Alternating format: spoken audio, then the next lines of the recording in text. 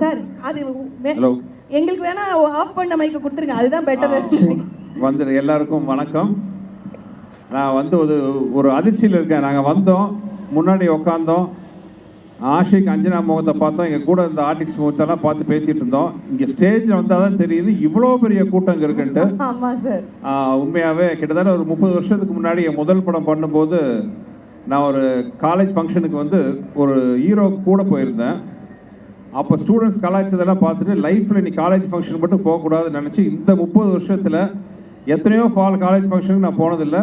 ACS கான்வெகேஷனுக்கு தான் வந்துட்டு போயிருக்கேன். ஃபஸ்ட் டைம் இன்னைக்கு வந்து உங்களோட வைப், அந்த சந்தோஷத்தெல்லாம் பார்க்கும்போது இவ்வளோ வருஷம் இதை மிஸ் பண்ணிட்டோமேன்னு உண்மையாக மனசு ஃபீலிங்காக இருக்குது. ஸோ இனிமேல் நிறையா காலேஜுக்கு போகணும். ஏன்னா உங்களோட பவர், நீங்கள் கொடுக்குற வைப் வந்து எங்களுக்கு பவர் இருக்குது. ரொம்ப சந்தோஷம், ரொம்ப தேங்க்ஸ். உங்கள் ஆதரவு இல்லாமல் நாங்கள் இந்த ஸ்டேஜில் யாரும் நிற்க முடியாது. Thank you thank you thank you very much. இந்த ஸ்டேஜில் வந்து நானும் வடிவேலனும் இப்போ அஞ்சனா சொன்ன மாதிரி நாங்கள் 2 ஒரு ஸ்டேஜில் இருக்கிறதுக்கு நானும் பல வருஷமாக காத்துட்டு இருந்தேன். ரொம்ப வருஷத்துக்கு அப்புறம் மறுபடியும் நாங்கள் வந்து சேர்ந்து வந்து உங்களுக்கு ஒரு நல்ல ஒரு இனிமையான படம் கொடுக்க உழைச்சிருக்கோம். நீங்கள் தான் பார்த்துட்டு அது எப்படி நல்லா இருக்கா இல்லையான்னு நீங்கள் சொல்லணும். ரசிப்பீங்கிற நம்பிக்கை எனக்கு இருக்குது.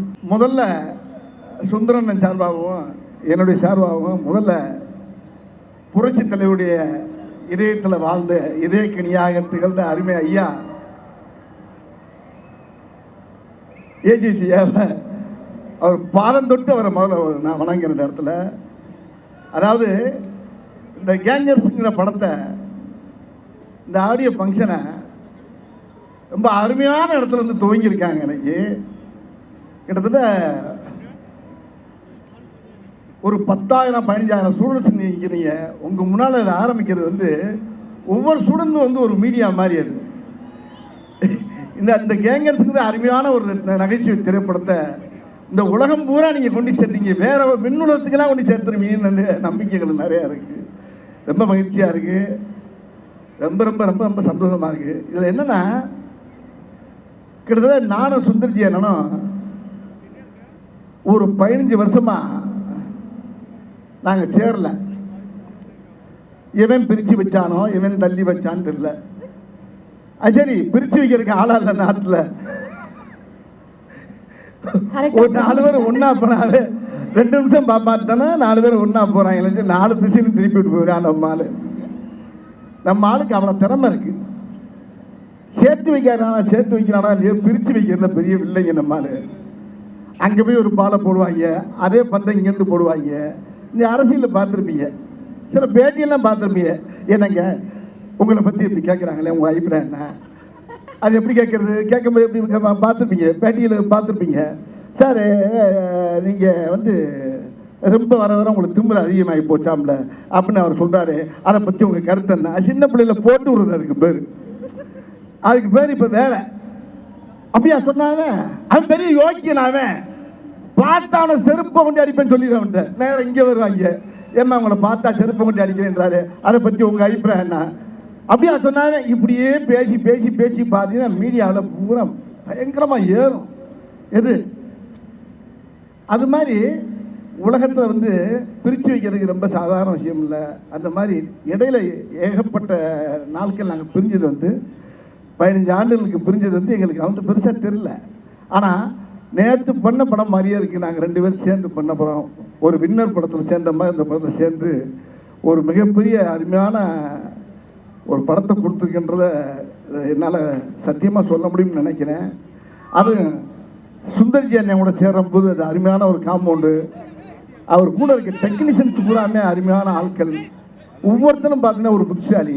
ஒரு கேமராமேனாக இருக்கட்டும், அவர் கூட இருக்க அசிஸ்டண்ட் வெங்கடு, மனோ, பத்ரி, இந்த மாதிரி கேமராமேன் ஒரு நம்ம கிச்சா, இப்படி எல்லாருடைய உழைப்பும் பார்த்தீங்கன்னா டீம் ஒர்க் வந்து இவர்கிட்ட தான் நான் நிறையா பார்த்துருக்கேன்.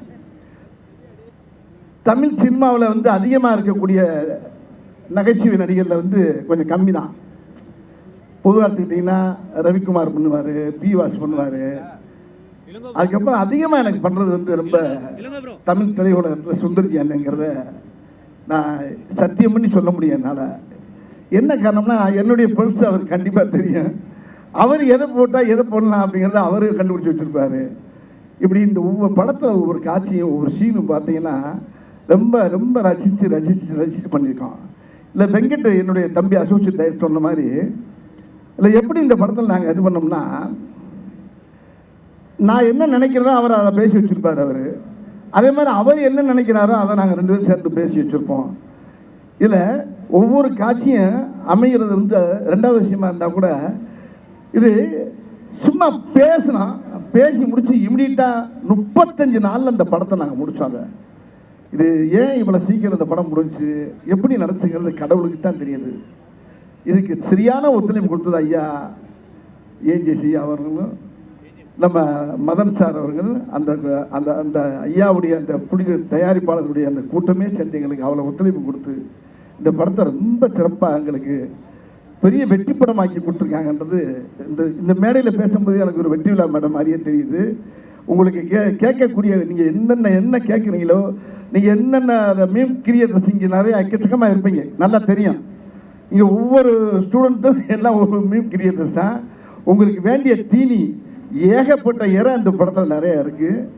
அதனால் நீங்கள் தைரியமாக குடும்பத்தோடு உட்காந்து தியேட்டரில் உட்காந்து இந்த படத்தை பார்க்கணும். அப்போ தான் இந்த படத்தோட எப்பயுமே தனியாக உட்காந்து ஒரு படம் பார்த்து தானாக சிரித்தோம்னா நம்மளே பைத்தியம் மாதிரி நினைப்போம். அப்படி பார்க்கக்கூடாது. தியேட்டரில் உட்காந்து கும்பலோடு பார்க்கும்போது அந்த மூலையில் ஒருத்தன் சிரிப்பான்.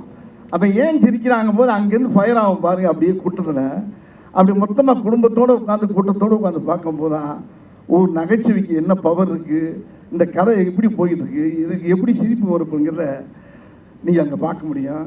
ஆகையினால இந்த படம் ஒரு அருமையான வெற்றி படம். இந்த வெற்றி படத்தில் நீங்கள் கண்டிப்பாக எல்லோரும் குடும்பத்தோடு போய் பார்க்கணும். இந்த படத்தை 24ஆம் தேதி நீங்கள் கண்ணை நல்லா விழிச்சிட்டு ஒரு வரைக்கும் 10 தடவை பார்ப்பீங்க. இந்த படத்தை அருமையான படத்தை அமைச்சு கொடுத்துருக்காரு எங்கள் அண்ணன் டைரக்டர் சுந்தர்ஜி அவர்கள். இதுக்கு வந்து முழுக்க பெரிய ஒத்துழைப்பு அவருடைய டைரக்ஷன் தான். அவரோட சேர்ந்தனால தான் இல்லை நல்லா நடிச்சிருக்கேன்னு நினைக்கிறேன். இதுக்கு முன்னாலே நடிச்சனோ இல்லையோங்கிறது எனக்கு புரியல. ஏன்னா என்கிட்ட என்ன இருக்குங்கிறப்ப அவர் அழகாக எடுத்துருவார் அவர்கிட்ட. அதே மாதிரி அவர்கிட்ட நான் கேட்டு வாங்குவேன். அது மாதிரி இசையும் நல்லா வந்துருக்கு இந்த படத்தில். ஆமாம். இப்போ என்ன நீங்கள் வேற கேள்வி கேட்கணும், அங்கேருந்து ஆரம்பிச்சிங்கன்னா ஆமாண்ணே இப்போ நம்ம அம்புடுக்கலாம். ஓகேண்ணே.